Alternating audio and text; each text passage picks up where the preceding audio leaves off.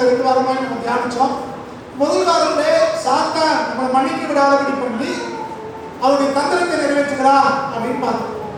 போன வாரத்திலே பார்த்தோம் நம் வணக்கங்களை குருடாக்கி சாத்தான் நம்மளை கெடுத்து விடுகிறான்னு பார்த்தோம்.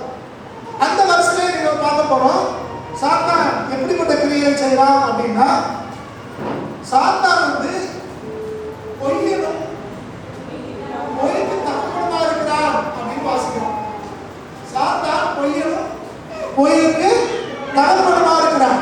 வாசிங்க யோவான் 8:44 திருப்பதி. அவன் பொய்யனும் பொய்க்கு பிதாவா இருக்கிறபடியா அவன் பொய் பேசும்போது தன் சொந்தத்தில் எடுத்து பேசுகிறான்.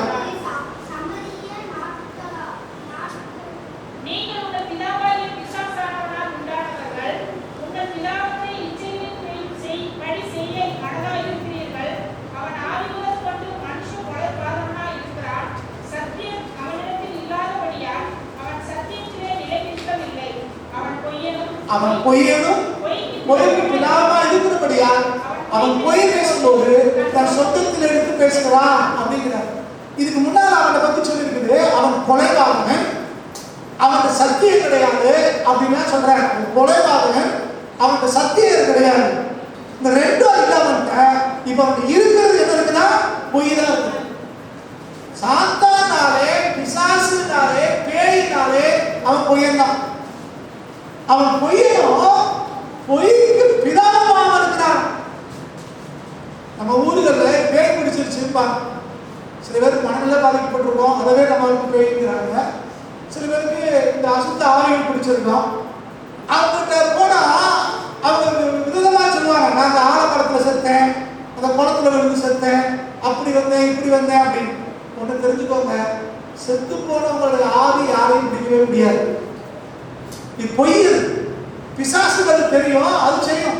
இன்னும் கொஞ்சம் பேர் சொல்லுவாங்க, நேற்று நைட்டு எங்கள் அம்மா எனக்கு பேசுகிறாங்கம்மா, செத்து போன அம்மாலாம் ஒரு காலம் பேசவே பேசாது. எடுத்துக்கொள்ளுங்கள், வேதத்தில் வாசிக்கிறோம், ஒருவன் மறிப்பதும் பின்பு நியாயம் திருப்பப்படுவது தான் நியமிக்கப்பட்டிருக்கிறது. மறிச்சு போனவங்க ஒரு ஆளுக்கு திரும்ப வரப்போறதே இல்லை, நியாயத்துக்கு பண்ணிட்டு அவங்க எழுத போறாங்க. அப்ப இந்த பேசுறதுக்கு நடக்கிறதா யாருன்னா பிசாசு. இவன் தந்திரமா இவங்க சாத்தான் ஜனங்களை வஞ்சிக்கிறான், ஏமாத்துறான். அவன் வேதத்தில் அவன் பொய்யனோ பொய் பிதாவா இருக்கிறான். அவன் கொலைபாதகன், அவனுடைய சத்தியம் கிடையாது. கொலைபாதகனாவோ அவனுடைய சத்தியம் இல்லாத அப்படின்னாவோ அவன் பேசுறதெல்லாம் பொய் தான் பேசுவான். அவன் பொய்க்கு தகப்பனமா இருக்கிறான். இப்போ அவன் பொய்யனும் பொய்க்கு தகப்பனமா இருக்கிறான் அப்படின்னா நம்ம என்ன தெரியுது அப்படின்னா, அவன் முழுக்க முழுக்க பொய் தான் பேசுறான். அப்போ பொய் பேசுறவங்க எல்லாமே யாருதான்? இந்த ஆவிதான். பிசாசு ஆவி இருக்குன்னு பொய் பேசுறாங்கனாலே உங்களுக்கு என்ன வருது? பிசாசுடைய ஆவிதான் வெளிப்படுது. சரி, வசத்துக்கு வாங்க. இங்கே இது பொய் அப்படிங்கிற வார்த்தைக்கு ஏதாவது விளக்கம் கொடுத்துருக்காங்களா அப்படின்னு டிக்ஷனரியில தேடி பார்த்து, ஆங்கில டிக்ஷனரி பார்க்கும்போது அது போட்டிருக்கு பொய் அப்படின்னா என்ன, லைஸ் அப்படின்னா என்ன அப்படின்னு பார்த்தா, to say something not true in order to deceive others அப்படின்னு போட்டு. தமிழ சொல்லணும்னா பிறரை வஞ்சிப்பதற்காக உண்மை இல்லாதவற்றை கூறுதல் அப்படின்னு. பிறரை வஞ்சிப்பதற்காக, பிறரை ஏமாற்றுவதற்காக உண்மை இல்லாதது சொல்றதா பொய் அப்படின்னு. அவன் பொய் சொல்வதின் நோக்கமே என்னதான்? அடுத்தவங்களை வஞ்சிக்கணும், அடுத்தவங்களை ஏமாற்றணும். இப்போ பிசாசு அது சாத்தான் அவன் பொய்யனா இருக்கிறான் அப்படின்னா அவன் நோக்கம் என்னது? அடுத்தவங்களை வஞ்சிக்கணும், அடுத்தவங்களை ஏமாற்றணும்.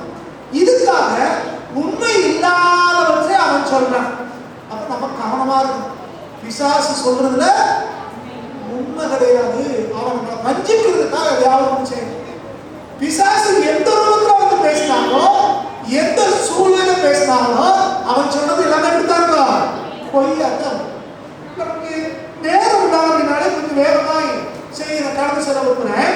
இப்போ நீங்க பைபிளை வாசனம் அப்படின்னா அடிப்படையில் நமக்கு தெரியும். என்ன தெரியுதுன்னா, இவன் பொய் பேசி ஆட்களை மயக்கிறதுல அவன் திறமையான. எப்படி அவன் பொய் பேசுறான்னா, வேதத்துல பார்த்தோம்னா அவன் கொஞ்சம் உண்மையா கலப்பான், கொஞ்சம் உண்மையா கலந்து அவன் பொய் பேசுறான்.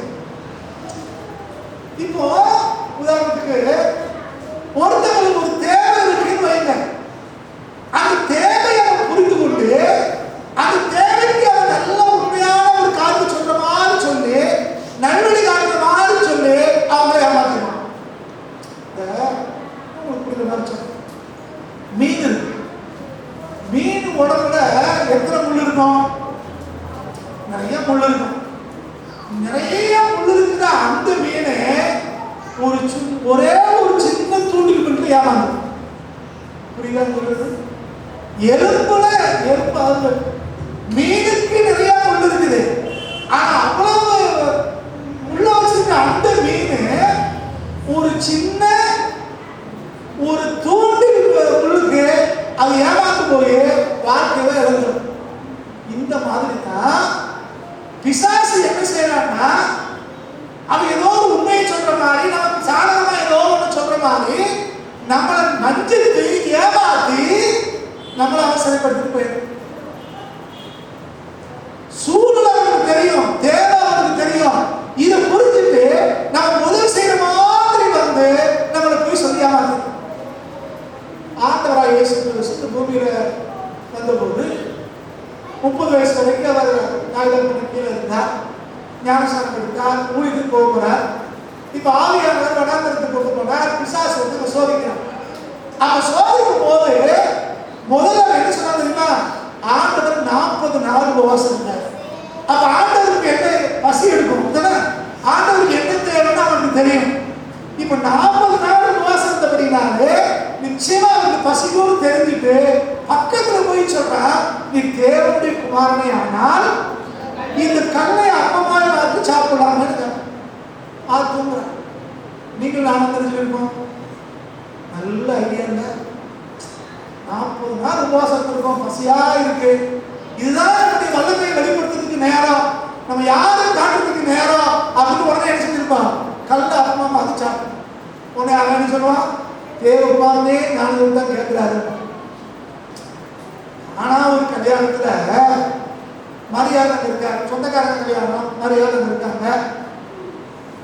ஏசு சீடர்களும் அழைக்கப்பட்டிருந்தாங்க. அந்த திராட்சை ரசம் குறைவுபட்டது. அதை பார்த்து மரியாதை சொல்றாங்க.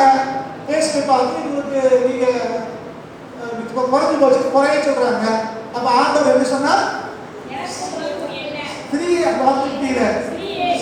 உனக்கும் எனக்கும் என்ன இருந்தா நம்ம சொல்றோம்ல, சும்மா இருக்கணும் அப்படிங்கிறது. அப்படி உனக்கு எனக்கு என்னமா அப்படின்னு கேட்கிறார். இவ்வளவு தெளிவா ஆண்டவர் சொன்னீங்க. ஒரு முடிஞ்சு விட்டுருது. அவர் மரியாதை தான் என்ன செய்வார்? அதுதானே எங்களுக்கு அவர் வேண்டிக் கொள்ளும். யாருக்கா? அந்த அம்மா. அந்த அம்மாவை நம்மள மாதிரி மனுஷி, பூமியில இருந்து நம்மள மாதிரி மனுஷி. ஆனா ஆண்டவர் அவரை தெரிந்து கொண்டதுனாலே அவங்க ஒரு புனிதர் சொல்லலாம், முக்கியமானவர்கள் சொல்லலாம், கடத்துக்குரியவர். புனிதர்களை விட கடத்துக்குரியவர், மரியாதைக்குரியவர், அவ்வளவுதான். ஆனா அவர் சொன்ன அந்த அம்மா சொன்னதான் ஏசுதான் கேட்பாங்க. அந்த அம்மா மூலமா தான் ஜெபம் பண்ண அவசியம் இல்லை. இப்படி சொல்லியே அப்படி ஒரு கூட்டம் சொல்லிட்டு இருக்குன்னா, இப்ப சாத்தா சொல்றதை ஆண்டவர் கேட்டு கல்ல அப்பமா மாத்திருந்தா என்ன ஆயிருந்தா? சாத்தான கூட ஆரம்பிச்சிருப்பாங்க. ஏசுவே சாத்தான கேட்டதான் ஏசுவே பசியா இருந்தாலும் இருக்கான். இதனால ஆண்டவர் என்ன பண்ணாரு? அப்படிலாம் கிடையாது. தேவனுடைய வாயிலிருந்து புறப்படுகிற ஒவ்வொரு வார்த்தையாலும் கிடைப்பாங்க. அப்ப பிசாசுக்கு என்ன தெரியுது? இவங்களுக்கு என்ன தேவை? சாப்பாடு. நம்மளை பத்தி அவங்களுக்கு தெரியும். நமக்கு என்ன தேவைன்னு தெரியும். குடும்பத்துல ஒரு தேவை இருக்கு, நேரம் வரும். உங்களுக்கு தானே தேவை. ஒரு குறிப்பிட்ட ஒருத்தர் நம்முடைய ஊழியத்தில் இருந்தவரை கொஞ்ச நாள் காணும். என்ன நாள் அப்படின்னு கேட்டேன். அப்போ ஒரு தகவல் இருந்துச்சு. ஒரு இடத்துக்கு கொண்டு வந்து போனாரா, அந்த சபை போதவர் சொன்னாரா, உங்க பாசம் கொண்டு பார்க்கல, எங்க சபையில் கொண்டு வாங்க கட்டி கொடுங்க, இன்னும் அந்த சபைக்கு போகக்கூடாது. அப்ப அவருக்கு தெரியுது என்ன தேவை, பொண்ணு தேவை. இதை காட்டி என்ன செஞ்சிருது அவ்வளவு முடிச்சு. சாத்தா வந்து நிறைய பேர் இருக்குது. நமக்கு என்ன தேவைன்னு அவனுக்கு தெரியுது. இந்த தேவைக்கு நம்ம உதவி செய்யற மாதிரி வந்து நம்மளுக்கு நினைக்கிறோம். இது பொல்லாத ஒரு ஆள் புரிந்து கொள்ளுது. இதுல எப்படின்னா, அப்போ நமக்கு என்ன தெரியும்? நம்ம தேவை அறிஞ்சு வந்திருக்காயா? விசுவாசத்துக்கு நம்ம தேவை தெரியும். அவன் நம்மளை விட கடந்த காலத்துல அறிவோடு இருந்தவன், ஒரு காலத்துல நம்மளோட சீனியர், அவன் அனுபவஸ்தரவன் இல்ல, பணத்துல இருந்து வந்தவன், காலகாலமாட்டு பூமியில இருக்கா, இன்னும் நேரத்துக்கு வரைக்கும் பூமியில இருக்க போறான். அப்ப நம்மளோட சீனியரா இல்லையா? எத்தனை தலைமுறை அவன் பார்த்துருக்கான், எத்தனை ஆண்டுகள் அவன் பார்த்துருக்கான், எத்தனை பேர் அவன் வீழ்த்திருக்கான். அப்ப எல்லாரும் வந்து அவன் தெரிஞ்சிருக்கான். அப்ப இவங்களுக்கு என்ன செய்யணும் அவனுக்கு தெரியும். அப்போ நேரடியாக சொன்னா கேட்க மாட்டேங்காங்கன்ட்டு லேசா ஒரு இச்சையை கொடுப்பாங்க, லேசா ஒரு ஆசையை கொடுப்பாங்க.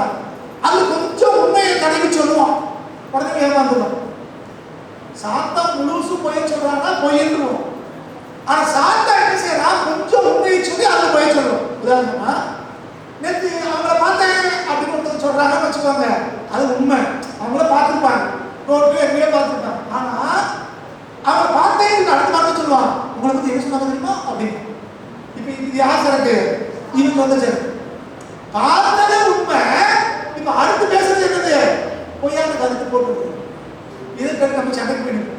நீ இன்னும் சொன்னையாமே, இப்படி பண்ணையாமே அப்படின்னு இது சந்திரமா சொல்லுவாங்க. தெரியுமா, நான் சொன்னேன்னு தெரியலன்னா அவங்க யார் சொன்னாங்க அதெல்லாம் சொல்ல முடியாது, சொன்னையா சொல்லலையா ரெண்டு சண்டோடு கிடக்கும். அவன் சண்டை பண்ணிட்டு அவன் போயிட்டே இருக்கான். இதான் பிசாசு. அவன் சொல்றதுல கொஞ்சம் உண்மை இருக்கும், ஆனா பின்னால கூட போயிடும். ஒரு லிட்டர் பாலுல ஒரு சொட்டு விஷம் தான் போதும். அதான் இவன் ஒரு சொட்டு உண்மையா வச்சுட்டு மீதி எல்லாமே பொய்ய வச்சுட்டு ஆதாமை வந்த போறான். கர்த்தரால் நேரடியாக சிருஷ்டிக்கப்பட்டவர்கள், தேவனாலே ஊதி ஆவிய பெற்றவங்க, மகளிர் குளிச்சான வேலையிலே அவரோடு ஏழை கொடுத்து சுத்துனவங்க, அவங்ககிட்ட போய் கேட்கான். அப்ப சொல்றான், நீங்க இந்த மரத்தின் கனியை புசிங்கன்னா உங்க கண்டு திறக்கப்படும், நீங்க தேவனை போலவே மாறுவீங்க, சாடவே மாட்டீங்க. யோசிச்சு பாருங்க. அது சொன்னதுல ஒண்ணு உண்மை, அதை சாப்பிட்டா கண்கள் திறக்கப்படும். ஆனா பின்பகுதி என்னது, தேவன் ஆண்டவர் போல மாறிடுவீங்க, சாடவே மாட்டீங்க. கர்த்தரை தவிர இந்த பூமியில ஒரு இணையா யாரை சொல்ல முடியும்? எப்படி ஏமாத்துற பாருங்க. உடனே நம்பிக்கை. ஆண்டவர் சொன்னது என்ன சொன்னார், இந்த தோட்டத்தில் உள்ள எல்லா மரத்துக்களையும் புசிக்கூடாதுன்னு சொல்லல, ஒரே ஒரு மரத்துக்களை தான் புசிக்கூடாதுங்க. இப்ப என்ன சொல்றான், அவர் சொன்னது உண்டோ ஒரு சந்தேகத்தை, எப்படி எல்லா மரத்துக்களையும் புசிக்கிற மாதிரி கர்த்தர் சொன்னாருங்கிற ஒரு உண்மையை வச்சுட்டு பொய்யை கூட கொத்தளிக்கிறோம். இப்படிதான் பிசாசு பல நேரங்கள்ல ஒரு சின்ன உண்மையை சொல்லி பின்னால ஏகப்பட்ட பொய்யை சொல்லிடுவோம். காரணம் அவன் பொய்யனும் பொய்க்கு தகப்பனமா இருக்கிறான். அவன் சொன்னதுல கொஞ்சம் உண்மை இருக்கிறதுனால எல்லாத்தையும் நம்பிடக்கூடாது. பிசாசுக்கு நம்முடைய கடந்த காலம் தெரியும், இப்ப எப்படி இருக்கணும் அவருக்கு தெரியும். ஆனா இது எப்படி இருக்க போறான்னு அவனுக்கு தெரியாது, கர்த்தருக்கு மட்டும் தான் தெரியும். ஆனா நீ என்ன செய்யலாம், ஏதோ எதிர்காலம்லாம் நீ தெரிஞ்ச மாதிரி நம்மளே எனக்கு சில சோசியலான சிந்தனைகள் இருக்கிறார்கள். அது கொஞ்சம் பேர் இப்போ ஆண்டுக்குள்ளே வந்திருக்காங்க, ஊழியர்கள் செய்யறாங்க. இவங்க எப்படி சோசியம் சொல்றாங்க அப்படிங்கிறதுல கொஞ்சம் பேர் எனக்கு சொல்லியிருக்காங்க. இப்ப கை சோசியம் அப்படின்னு வச்சுக்கோங்க, கையை பார்ப்பாங்களா, முதல்ல ரேகையை பார்ப்பாங்களா, ரேகை அழிஞ்சிருக்குதா, கையில காய்ச்சி போயிருக்குதா, காய்ப்பு இருக்குதா, இதெல்லாம் பார்ப்பாங்க. காய்ச்சி போயிருந்துச்சுன்னா இவங்க மம்பட்டி பிடிச்சி வேலை செய்யறாங்க, கஷ்டப்பட்டு வேலை செய்யறாங்க, சுத்தியில தூக்கி வேலை செய்யறாங்க கண்காணிச்சுக்குவாங்க. அப்படி உழைப்பு செய்யறா, கடின உழைப்பு செய்யறாங்கன்னா கண்டிப்பா சம்பாதிப்பான். ஆனா உழைக்கிறவங்க எந்த அளவுக்கு சேர்க்க முடியும் அவனுக்கு தெரியும். உடனே அடுத்த வார்த்தை சொல்லுவாங்கன்னா, நீங்க மாடா உழைச்சி ஓடா தெரியுங்க, ஆனா சம்பாதிக்கிறது ஒன்றும் கையில விற்க மாட்டேங்க. இப்படி முதல் பங்காளி எதை வச்சு, கையை வச்சு. முகத்தை பார்ப்பாங்களா, முகத்தை எப்படி இருக்க வச்சு அதை வச்சு சொல்லுவாங்களா. ஒரு ஊருக்குள்ள போக போறாங்கன்னா என்ன சாமியா கூப்பிடுறாங்கன்னு ஊர் எல்லையே கண்டுபிடிச்சிருவாங்க. கோயில வச்சு அதை வச்சு அடிச்சு விடுவாங்க. உதாரணமா பத்திராலய கோயிலுக்கு வச்சுக்கோங்க, அவருக்கு தெரியும் இந்த ஊருக்கு கூட 7,000 அப்படின்னு, அதுக்கு எந்த மாதிரி வியாபாரத்தில் என்ன கஷ்ட நஷ்டம் வரும்னு தெரியும். அப்படியே சொல்றது. உடனே நினைச்சுருவாங்க, ஒவ்வொருத்தரா நடந்தது அப்படியே சொல்லிட்டானே கண்டுட்டே இருப்பாங்க. அடுத்து சொல்லுவான், உனக்கு இப்படி நடக்க போகுது அப்படின்னு. உடனே பயப்படுவாங்க, பயப்படாத, அதுக்குள்ள பரிகாரம் இருக்கு, அதுக்கு செய்யுங்க. எவ்வளவு தந்திரமா தெரியுங்களா? இதுதான் பிசாசு. அவன் பொய்யனும். அப்போ லேச உண்மையை கடந்த காலத்துக்கு சொன்ன உடனே நம்ம பிசாசுக்கு இடம் கொடுத்தோம் அப்படின்னா எதிர்காலத்தை அவன் கேள்விக்குறியாக்கும். இன்னைக்கு பிசாசுடைய மக்களும் அப்படித்தானே. அவன் பொய்யனும் பொய்க்கு பிதாவா இருக்கிறான். அவன் பொய் சொல்றவங்க யாரு? அவனுடைய பிள்ளைகள். இந்த பொய் சொல்றவங்க இருக்காங்களே, இந்த பிசாசுடைய பிள்ளைகள் இருக்காங்களே, இவங்க வேலையே என்னன்னா பொய் சொல்றது. எதுக்கு? அடுத்தவங்களை வஞ்சிப்பதற்கு, அடுத்தவங்களை கெடுப்பதற்கு, தாயாவது சாதிப்பதற்காக பொய் பேசிட்டு. ஆனா ஆண்டவர் சொல்றார், உள்ளதை உள்ளதென்றும் மிஞ்சினது. அப்ப தேவனுடைய பிள்ளைகள் போய் சொல்லக்கூடாது. நீதிமான் நஷ்டம் வந்தாலும் தன் ஆணையிட்டது நஷ்டமே வந்தாலும் தெரியாது, சொன்னது சொன்னது. ஆனா ஒருபோதும் பொய் சொல்றவங்களா இருக்கக்கூடாது. பொய் என்பதை தேவனுக்கு அருவருப்பான ஒன்று. காரணம் என்னன்னா அது பிசாசுடைய குணம். இவன் தந்திரமாய் பொய் சொல்லி மனுஷரை அவன் ஏமாற்ற பார்க்கிறான். இப்போ உதாரணம் சொல்ல போறேன், நேரத்தில் வேகமாக கடந்து போறேன். இப்போ யோவான் 1 யோவான் 4ஆம் அதிகாரம் 4ஆவது வாசிங்க.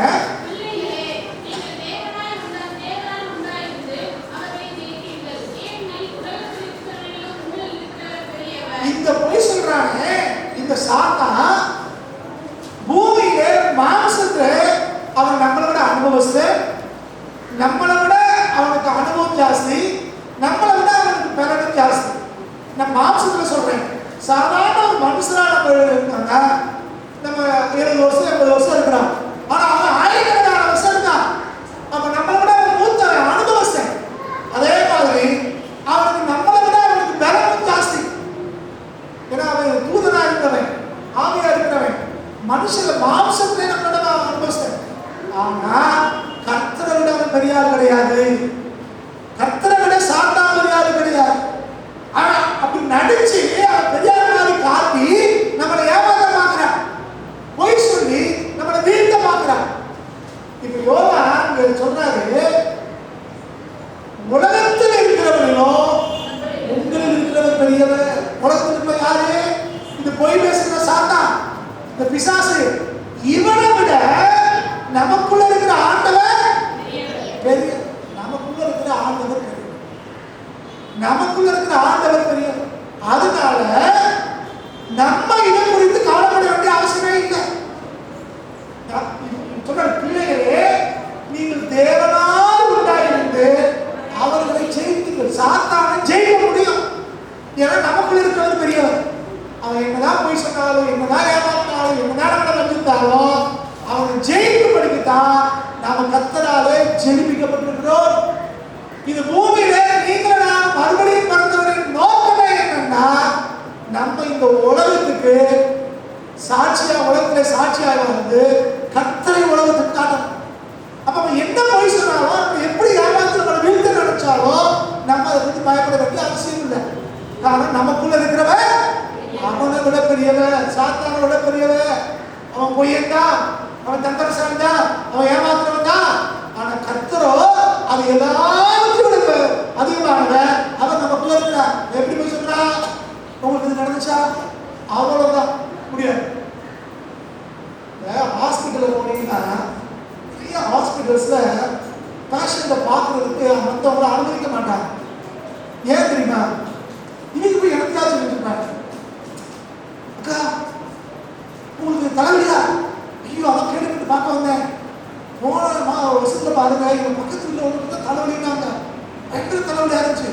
ஹாஸ்பிட்டல் கொண்டு போனாங்க, 3 நாள் செஞ்சுட்டாங்க. அப்படி நம்ம ஆளுக்கு சொன்னதே என்ன அவங்க இவங்க பயங்கரம். இப்படி ஏதோ ஒரு காரணம் சொல்லி, ஏதோ ஒன்று சொல்லி, பாதி உண்மையை பாதி பொய்ய சொல்லி இவங்களை பயப்படுத்து அவங்கள விசுவாசத்துல சாத்தானுடைய நோக்கம். இது நடக்குதா? நீங்க ஜெயிக்க முடியும். இப்படி ஆகி போச்சா? நீங்க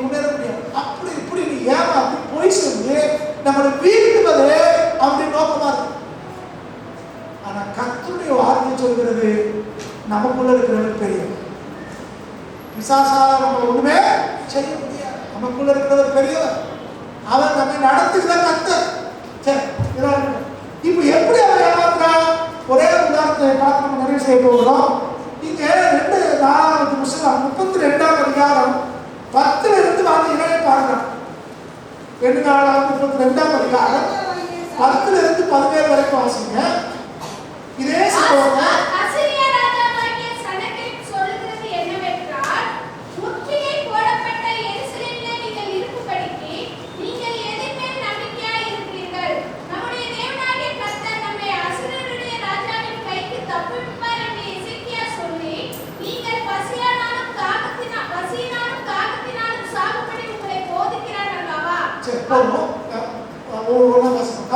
என்ன சம்பவம் அப்படின்னா, இஸ்ரவேல் நாட்டில் எருசலேமிலே மக்கள் இருக்கிறாங்க.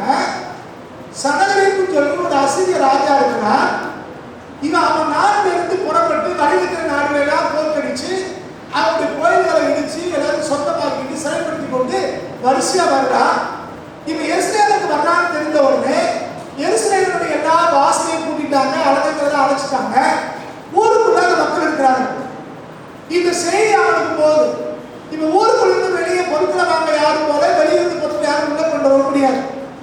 இப்படி அவங்க எல்லாரும் பாதுகாப்பாக எருசலேமுக்குள்ள இருக்காங்க. இப்ப இந்த அசீரிய ராஜா சொன்ன வார்த்தையை தான் இங்க வாசனம். இதே சம்பவத்தை 2 ராஜாக்கள்ல 18ஆம் அதிகாரம் 19ஆம் அதிகாரத்திலையும், ஏசாயா புத்தகம் 36ஆம் அதிகாரம் 37ஆம் அதிகாரத்திலையும் வீட்டில் வாசிக்கணும். இதே சம்பவம் அங்கே இருக்கிறது. இப்ப நம்ம வாசிக்கிறது 2 32ஆம் அதிகாரத்துல நீங்க 10ல இருந்து வாசிங்கன்னா முதல்ல அவன் சொல்றான். இப்ப வாசிங்க, இப்ப பிரகாசத்தை வாசிங்க. 10 அசீரிய ராஜாவாகிய சனகரிப் சொல்லுகிறது என்னவென்றால், முற்றுகை போடப்பட்ட எருசலேமிலே நீங்கள் இருக்கும்படிக்கு நீங்கள் எதிர்ப்பே நம்பிக்கையாய் இருக்கிறீர்கள். முதல் கேள்வி கேட்கிறான். இப்போ நாங்க முற்றுகை போட்டிருக்கோம், நீங்க யாரும் வெளியே வர முடியாது, உள்ள யாரும் வர முடியாது. நீங்க அப்ப எது மேல நம்பிக்கையா இருக்கீங்க? முதல் கேள்வி. யாரு மேல நம்பிக்கையா இருக்காங்க? இவங்களுக்கு கர்த்தர் நம்பிக்கையா இருக்காங்க. அவங்க கேள்வி கேட்கறாம இருங்க. நீங்க எது மேல நம்பிக்கையா இருக்கீங்க? முதல் கேள்வி. அடுத்தது, நம்முடைய தேவனாகிய கர்த்தர் நம்மை அசீரியருடைய ராஜாவின் கைக்கு தப்புவிப்பார் என்று எசேக்கியா சொல்லி, நீங்கள் பசியானாலும் தாகத்தினாலும் சாகும்படிக்கு உங்களை போதிக்கிறான் அல்லவா? அடுத்த கேள்வி சொல்றான். உங்க நம்பிக்கை என்னன்னு முதல் கேள்வி கேட்டான். 2வது சொல்றான், உங்க ராஜா எசேக்கியா இருக்கானே அவன் உங்களுக்கு தப்பா போறது பண்றான். அப்படி போவது என்ன அப்படின்னா, நம்முடைய தேவனாகிய கர்த்தர் நம்மளை விடுவிப்பாரு உங்களை ஏமாத்துறான். நீங்க அவன் சொல்றத கேட்டீங்கன்னா நீங்க பசினால பட்டினால கிடந்து நீங்க செத்தே போவீங்க. சொல்றவன் யாரு? சத்துரு சொல்றான். சனகரிப்பு வந்து சொல்றான். எப்படி ஏமாத்துறான் பாருங்க. முதல்ல கேள்வி என்ன, யாரு மேல நம்பிக்கையா இருக்கீங்க இந்த சூழ்நிலை? 2வது என்ன, ராஜாவுடைய போதனை கேட்காதீங்க. நம்முடைய தேவனாகிய கர்த்தர் நம்மளை விடுவிப்பாரு உங்களை ஏமாத்துறா. நீங்க பசியில பட்டியல இருந்தா ஊருக்குள்ளேயே செத்து போவீங்க. தொடர்ந்து, அவருடைய மேடைகளையும் அவருடைய பலிபீடங்களையும் தள்ளிவிட்டவனும் ஒரே பலிபீடத்திற்கு முன்பாக பணிந்து அதன் மேல் தூபம் காட்டுங்கள் என்று யூதாவுக்கும் எருசலேமிற்கும் சொன்னவனும் அந்த எசேக்கியா தான். அது சொல்றான். அந்த எசேக்கியா ராஜா கர்த்தர் விடுவிப்பாருன்னு சொல்றாங்க. அப்படி சொன்ன இந்த எசேக்கியா ராஜா ஏன் ஊர் முழுக்க இருந்த பலிபீடங்களை இடிச்சான்? கர்த்தருக்கு வச்சிருந்த தோப்பு கீரைகளை ஏன் இடிச்சான்? எல்லாத்தையும் இடிச்சுட்டு ஒரே ஒரு இடத்துல இருக்கிற பலிபீடத்துல மட்டும் நீங்க ஆராதனை செய்யுங்கன்னு சொல்றானே அப்படிங்கிறான். எப்படி ஆண்டவர் மேலே முதல்ல ஒரு கேள்வி எழுப்புனா, ராஜாவுடைய போதனையில ஒரு கேள்வி எழுப்புனா, இப்ப ஆண்டவருக்கும் எசேக்கியாவுக்கும் இதை பகமாரி கொண்டு வர்றான். ஆண்டவருக்கு விரோதமானங்கிற மாதிரி காட்டுறான். அவன் எதை இடிக்க சொன்னா? விக்கிரங்களை இடிச்சான். நீங்க ஆண்டவர் பேர சொல்லிக்கிட்டு நிறைய பேர் வீட்டுல சிலுவை இருக்கு, ஏசுநாதர் சிலை இருக்கு, ஆண்டவருடைய படங்களை வச்சிருக்காங்க. இது வீட்டுக்குள்ள இருக்கலாமா? இருக்க கூட. விக்கிரகங்களோ படங்களையோ ஆண்டவருடைய விக்கிரகங்களையோ ஆண்டவருடைய படங்களையோ சிலுவைகளையோ வீட்டுல வைக்கக்கூடாது. அது என்னது? அது ஒரு சிலை, பேரு விக்கிரகம். அதுல வணங்கவும் கூடாது, வீட்டுக்குள்ள இருக்கவும் கூடாது. அது இருந்தாலும் பிசாசுக்குரியது. பிசாசு உள்ள வருவோம், அதெல்லாம் தூக்கி உடைக்கணும். இதனால அவன் சொல்றான், நீங்க யெகோவா தேவன் பேரை சொல்லிட்டு கர்த்தர்னு சொல்லிட்டு தோப்பு கீழே உண்டாக்கி பலிபீடம் வச்சிருக்கீங்களே, அதெல்லாம் எசேக்கியா இடிச்சான். அப்ப எசேக்கியா சொன்னது சரியா தப்பா? ஆனா என்ன சொல்ற சொல்றேன், கத்திற்கு தான் பலிபடுத்திக்கிட்டாங்க, அதை அடிச்சாங்க. நம்மளை பத்தி பேர் சொல்றாங்க, ஏசுநாதர் படத்தான வச்சிருந்தாங்க, அதை எடுத்து சொல்றீங்க. ஏசுநாதர் சிலையை தானே வச்சாங்க, அதை எடுத்து சொல்றீங்க. ஏசுநாதர் அம்மா சிலையை தானே வச்சாங்க, அதை எடுத்து சொல்றீங்க. புரியுதா இப்ப உங்களுக்கு? அதுக்கு அடுத்து சொல்றாங்க, அதுக்கு இப்ப சொல்லிவிட்டு ஒரே ஒரு பலிபடுத்த மட்டும் ஆரம்பிக்க சொல்றான். அப்படி என்ன சொல்றாரு? பழைய ஏற்பாட்டு முறைமையின்படி அன்னைக்கு எப்படி ஆரம்பமோ மற்றவங்களோ பலிபடுத்த கட்டி கத்திர ஆரம்பிச்சாங்களோ அந்த மாதிரி பரிசுத்தமான ஒரு பலிபடுத்தல கட்டிட்டு அங்க இருந்து ஆராதிக்கிறான். இப்போ சபையில என்ன சொல்றான்? சிலைகளை வணங்காதீங்க, ஆனா கத்தர ஆராதிங்கன்னு சொல்றோம். அப்படிதானே? இங்க சபையில வந்து ஆராதிங்க சொல்றோம், வீட்டுல ஆராதிங்கன்றான். அவன் எவ்வளவு தந்திரமா சொல்றான். இவன் சிலை தூக்கி போட சொன்னா, இவன் படத்தை தூக்கி போடுதுன்னா, ஆனா இப்போ வந்து ஒரே படத்துல கத்தர ஆராதிங்கன்னு சொல்றான். எவ்வளவு தந்திரமாக பேசுறான் பாருங்க. இப்போ எது உண்மை? தோப்பு விற்கிறவங்களை எசைக்கு அழிச்சது உண்மை. அவன் ஒரே இடத்துல கத்தர ஆராதின்னு சொன்னது உண்மை. இந்த உண்மையை சொல்லிட்டு அடுத்து பேசுறான் பாருங்க.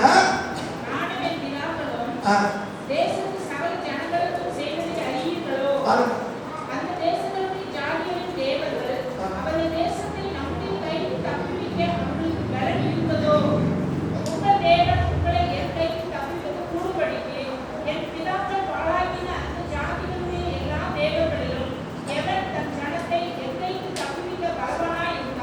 பாருங்க, பாதி உண்மையை சொல்லி பாதி போயிருக்கு சொல்றாங்க.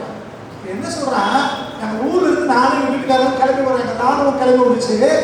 வரையில இருக்கிற எல்லா நாட்டையும் கைப்பற்றிட்டோம், எல்லா கோயிலையும் இடிச்சுட்டோம், எல்லாத்தையும் சொந்தமாக்கிட்டோம். அதுக்கு இது எல்லாம் உங்களுக்கு தெரியாதா? ஒரு ராஜாவும் ஒரு தெய்வமும் அவன் நாட்டை காப்பாற்றலையே. அப்படி இருக்கும்போது அடுத்த பாருங்க,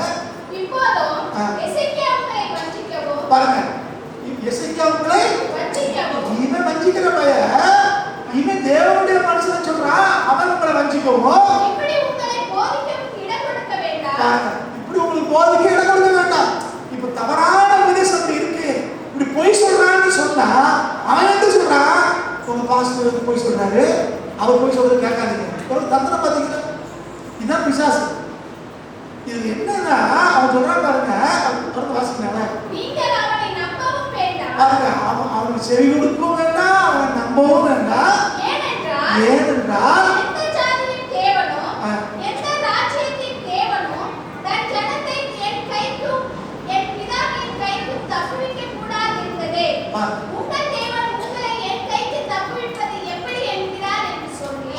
வர்ற வழியில் எல்லாமே ஒரு தெய்வமே தப்பு வைக்கல, ஒரு ராஜாவும் தப்பு வைக்கல, உங்க தெய்வம் எப்படி தப்பு வைக்கும்? நீ நல்லா கவனிக்கணும். இவ்வளவு அழகா கொண்டு போறான்னு பாருங்க. இதான் பிசாசுடைய திறமை. சில பேர் பேச்சிலே நம்மளை தப்பிடுவாங்க, புரிந்து கொள்ளுங்க. அது ஒழுங்கு பேசுவாங்க, இனிக்க பேசுவாங்க. பேசும்போது எப்படி இருக்கும்? வாயில எச்சு மணி அந்த அளவுக்கு பேசுவாங்க.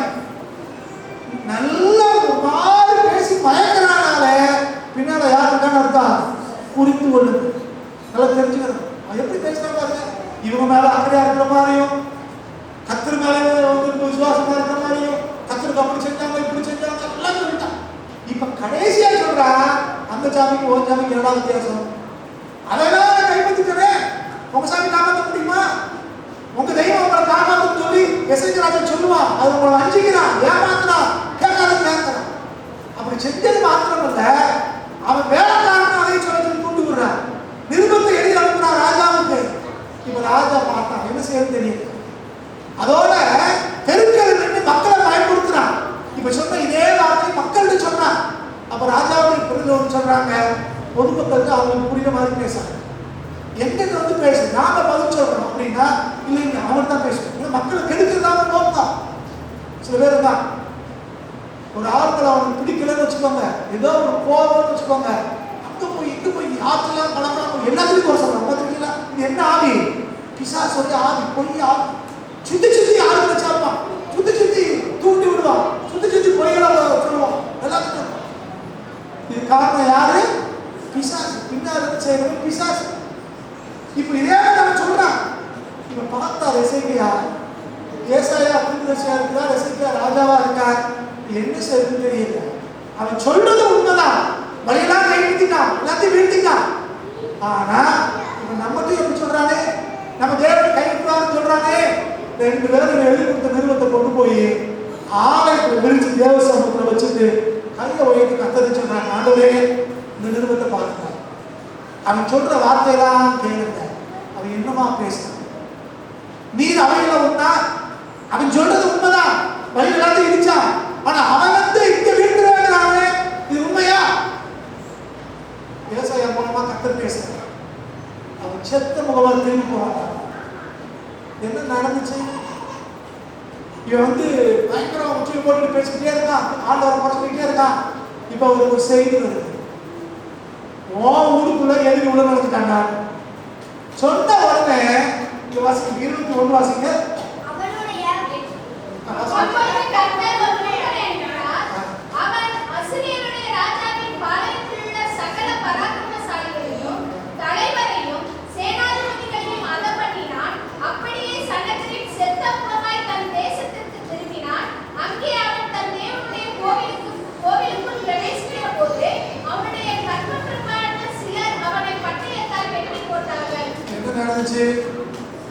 கர்த்தர் சொன்ன மாதிரியே இவன் செத்த முகமாய் திரும்பி போனா, அது மாத்திரமல்ல அவன் பிள்ளைகள் அவன் போனான்.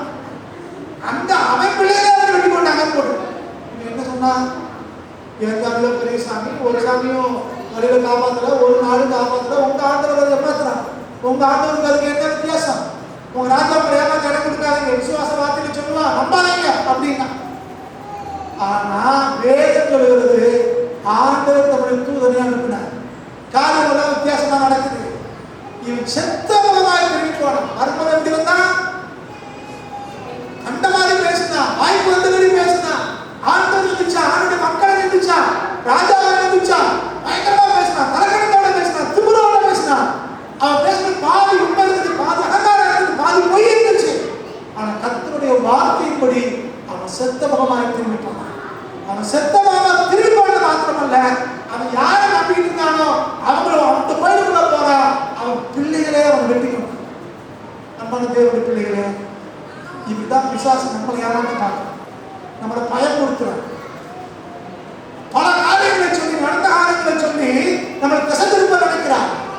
ஆனா உன்னை மட்டும் புரிந்து கொள்ளுங்கள், பிசாசுடைய பிள்ளைகளும் செத்த முகமாக திரும்பி போவாங்க.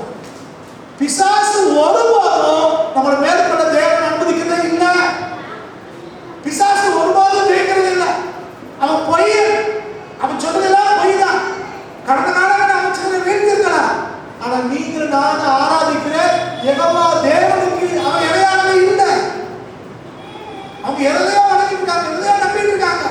ஆனா நமக்கு நம்பிக்கை அது இல்லையா? ஜீவனுள்ள தேவன் நம்முடைய நம்பிக்கை. ஆண்டவராக இயேசு கிறிஸ்து நமக்கு நம்பிக்கை. யோவான் சொன்னது போல உலகத்துல இருக்கிறவனிலோ நம்ம இருக்கிறவர் பெரியவர். அப்போ நம்ம நம்பிக்கையும் விசுவாசத்தையும் குழப்புவதற்கு, குறைப்பதற்கு, திசை திருப்புவதற்கு அவன் பல நேரங்களில் பொய் சொல்லி நம்மளை பயன்படுத்தினான். அவனை பயப்படுத்துறதுக்கு ஒருபோதும் இடம் கொடுத்துருக்கோம். நம்ம விசுவாசத்துல ஒருபோதும் சோகப்பட்டார். கர்த்தரை நம்மளை தெரிந்து கொண்டதே நம்மளை வாழ வைக்கத்தான். கர்த்தரை நம்மளை தெரிந்து கொண்டதே நம்மளை உயர்த்தி வைக்கிறது தான். கர்த்தரை நம்மளை தெரிந்து கொண்டதே அவரை சாட்சியாக மாற்றுவதற்கு தான். ஆனா பிசாசு நமக்கு பயத்தை உண்டாக்கிட்டே இருக்கான். பொய்களை சொல்லி நம்மளை திசை திரும்ப பார்க்கிறான். ஆனா அடிப்படையில் அவனை புரிந்து கொள்ளுங்க, அவன் பொய். ஆனா எப்படி சொல்லுவான்?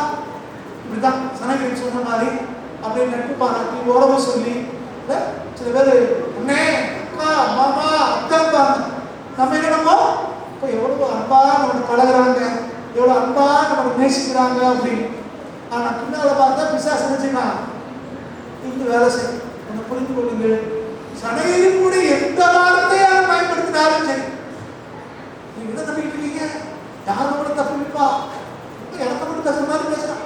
என்னமோ இவன் தான் எல்லாமே நம்ம பாதுகாக்கிற மாதிரியும் நம்ம நடத்த போற மாதிரியும். ஒன்றை புரிந்து கொள்ளுங்கள், பிசாசே அது சுவாவே என்னதான்? பொய் சொல்றதா, பொய் சொல்றதா, குடும்பங்களை பிரிக்கிறதா, உயர்வை தடுப்பதுதா, வியாதிகளை வேதனைகளை கொண்டு வர்றதா.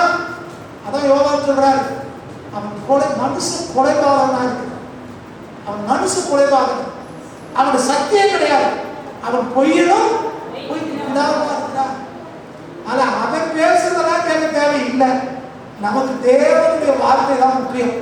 அவன் பொய், அவன் சொன்னது எதுவும் நடக்க போறது இல்லை. அவன் மூலமாய் மக்கள் சொன்ன எதுவும் நடக்க போறது இல்லை. நம்முடைய நம்பிக்கை கர்த்தர் மேல், நம்முடைய நம்பிக்கை சர்வ வல்லமையுள்ள தேவன் மேல், நம்முடைய நம்பிக்கை மரித்தோரை உயிர்ப்பிக்கிற ஆண்டவர் மேல், நம்முடைய நம்பிக்கை உலர்ந்த எலும்புகளை உயிரிட செய்கிற தேவன் மேல், நம்முடைய நம்பிக்கை நம்முடைய காலங்களெல்லாம் கரத்துல வச்சிருக்காரு, கண்மணி போல நம்மளை காக்கிறாரு, அவர் மேல நம்பிக்கை இருக்கிறது.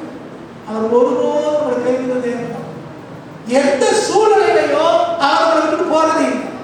அவன் ஒரு கூட்டம் பின்னால போயிட்டு என்ன வேணாலும் பேச. ஆனா தேவன் ஒருபோதும் நம்மளை கைவிடுகிற கர்த்தர். அப்ப வெளியே வர சத்தமெல்லாம் என்னது? கொஞ்சம் உண்மையை சொல்லி பின்னால பொய்யை சொல்லி நம்மளை வஞ்சிக்கிறதுக்காக, நடக்கிறதுக்காக, ஏமாற்றுவதற்காக, நம்மளை திசை திருப்புவதற்காக, கர்த்தரை விட்டு நம்மளை பிரிப்பதற்காக, தேவ சமூகத்தை பிரிப்பதற்காக பிசாசு செய்கிற சதி. அப்ப நம்ம ஜெபத்தோடு கூட வசனத்துல நம்ம இருந்திருக்கோம்னா இதெல்லாம் நம்ம அடையாளம் கண்டு கொள்ள முடியும், இதெல்லாம் புரிந்து கொள்ள முடியும், இந்த பொய்களுக்கு நீங்களாக முடியும். அப்போ ஒருபோதும் பொய்க்கு நம்ம இடம் கொடுத்துடவே இல்லை. பிசாசுடைய பொய்க்கு இடம் கொடுத்துருவோம்.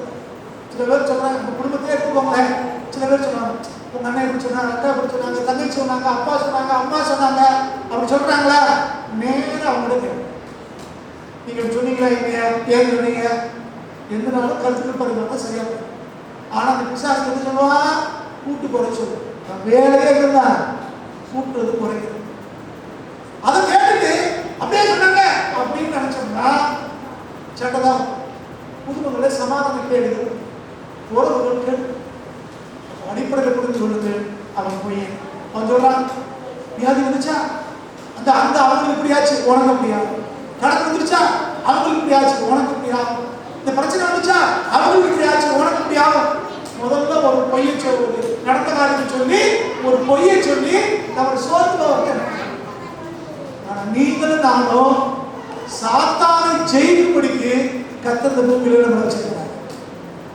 ஒருவேளை கர்த்தர் ஒரு சித்தமா இருக்கலாம், அல்லது நம்ம கர்த்தர் போனாலும் சரி, தேவன் நமக்கு வைத்து திட்டம் நிறைவேறாம இந்த பூமியை விட்டு கடந்து போக போறது. தேவன் எதற்காக தெரிந்து கொண்டாரோ அழைத்தாரோ அது நிறைவேறாம திரும்பி போறது. பிசாசு என்ன வேணாலும் தந்திரம் பண்ணட்டும், என்ன வேணாலும் அவன் போய் சொல்லட்டும், நம்ம தேவன் நம்மளோடு கூட இருக்கிறார். அவர் நம்மை செம்மையாய் சரியாக அவர் நடக்கும். பிசாசுடைய தந்திரங்கள், பிசாசுடைய பொய்களுக்கு ஒருபோதும் நாம ஜெயித்து விடக்கூடாது. சத்தியம் கர்த்தருடைய வார்த்தை இது என்ன சொல்றதோ இதுபடிதான் நம்ம வாழ்க்கையில சகலமும் சம்பந்தம். ஜோமனமா கர்த்தரை பொறுத்த வரைக்கும் பார்க்கிறோம். உங்க தேவன் மாறாதவர், அவருடைய வார்த்தைகளும் மாறாதது. பிசாசு பொய்யன், அவர் பொய்களுக்கு பிதாவா இருக்கிறார். ஆனா நம்முடைய தேவன் சத்தியமானவர், அவர்தான் சத்தியம். சத்திய ஆவியாக அவர் இருக்கிறார். அவர் எதை பேசினாரோ எதை சொன்னாரோ அது நம்ம வாழ்க்கையிலே நடக்கும். அவரை நமக்கு நேரம் ஆராய்ச்சி பார்க்கலாம்.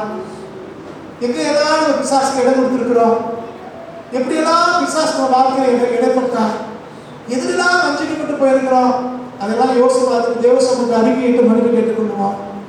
எதிர்காலத்திலே பிசாசு எந்த பொய்யை நம்மகிட்ட கொண்டு வந்தாலோ அதை தூக்கி எடுத்து போட்டுட்டு நான் கர்த்தர் மேலதான் எனக்கு நம்பிக்கை இருக்குது, கர்த்தர் என்னை நடத்துவாரு, நீ அதெல்லாம் சொல்லி என்னை குழப்ப வேண்டாம், எனக்கு திருப்ப வேண்டாம், கர்த்தர் எனக்கு போதுமானவர்னு சொல்லி அவருடைய கணக்கில் அப்படின்னு அர்ப்பணம் செய்யணுமா? கர்த்தர் அப்படியே விட்டு கொடுப்போம். எல்லா இடத்துலையும் சோதனை பண்ணுவோம். யாராவது ஒரு